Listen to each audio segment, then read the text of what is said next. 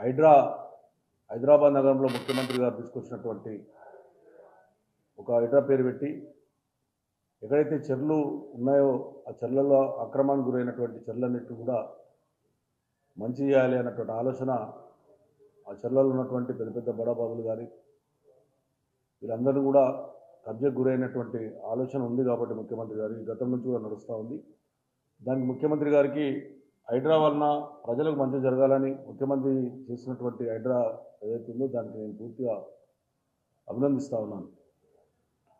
ఒక మంచి ఆలోచన హైదరాబాద్ నగరం కూడా హైదరాబాద్ వాసునిగా హైదరాబాద్లో ఉన్నటువంటి మాకు ఎక్కడ హైదరాబాద్ అంటేనే మాది హైదరాబాద్ వాసునిగా ఎమ్మెల్యేగా ఉన్నటువంటి చెర్లు ఏవైతే హైదరాబాద్ నగరంలో ఉన్న చెర్లు గొలుసుకట్టు చెరువులు చాలా మటుకు హైదరాబాద్ తెలంగాణలో గొలుసుకట్టు చెరువులు అనేవి ఉంటాయి. చెరుటు చెరువు నాలా ఉంటాయి. నేను ముఖ్యమంత్రి గారికి మీ ద్వారా విజ్ఞప్తి చేసేది ఏంటంటే హైడ్రా ఉన్నట్టు కమిషనర్ గారు కూడా చెరుటు నాలా ఉన్నాయి. ఆ చెరువు నాలాలు ఉన్నటువంటి గొలుసుకట్ల చెరువులని నాలలలో కూడా 200 ఫీట్ల నాలలు 150 ఫీట్ల నాలలు 100 ఫీట్ల నాలలు ఇవన్నీ నాలాలు ఉన్నాయి. దానికి కూడా ఆక్రమణకు గురయ్యాయి.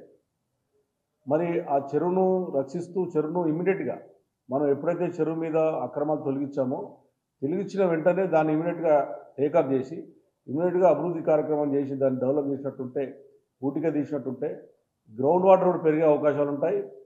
ఎంబడే ఆ చెరువు ఉన్నటువంటి ల్యాండ్ ఏదైతే మిలిపోయిన ల్యాండ్ ఉందో దానిలో కాపాడుకుంటే ఇమ్మీడియట్గా నిధులు కూడా శాంక్షన్ చేయమని చెప్పి నేను ముఖ్యమంత్రి గారిని విజ్ఞప్తి చేస్తూ ఉన్నాను.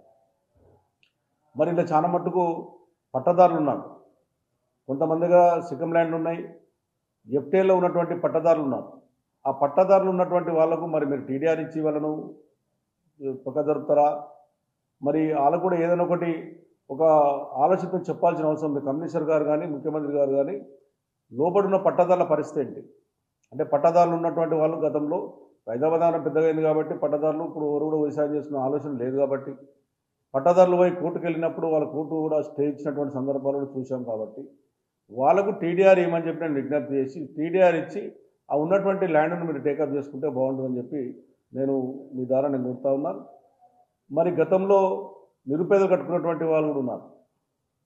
నిరుపేదలు కట్టుకున్నటువంటి వాళ్ళు చెర్లలో వాళ్ళు పుణ్యానికి ఎవరు కట్టుకోలేదు. చాలామంది ఎవరో వచ్చి అమ్మి నిరుపేదలు కొనుక్కున్నారు. మరి అలా పరిస్థితి ఏంటి? మా దగ్గర ఒక చెరువు ఉంటుంది, దాని పేరే రాజీవ్ గాంధీ నగర్ అని పేరు ఉంది. గతంలో మీ నాయకుని పేరే పెట్టారు. మరి ఇప్పుడు చూస్తే కొంతమంది చెర్లో ఉన్నట్టుగా రికార్డులు ఉన్నాయి. మరి దాని పరిస్థితి ఏంటి? ఆ నిరుపేదల పరిస్థితి ఏంటి? అదేవిధంగా ఇలా సాఫ్ట్వేర్ ఉద్యోగస్తులు చాలా కష్టపడి వాళ్ళు ఉద్యోగంలో పైసలు లేక లోన్లలో పోయి వాళ్ళు కొనుక్కుంటారు. కొనుక్కున్నప్పుడు వాళ్ళు పేపర్ చూస్తారు. యాక్చువల్గా మున్సిపల్ పర్మిషన్ ఉందా, హెచ్ఎండిఏ పర్మిషన్ ఉందా,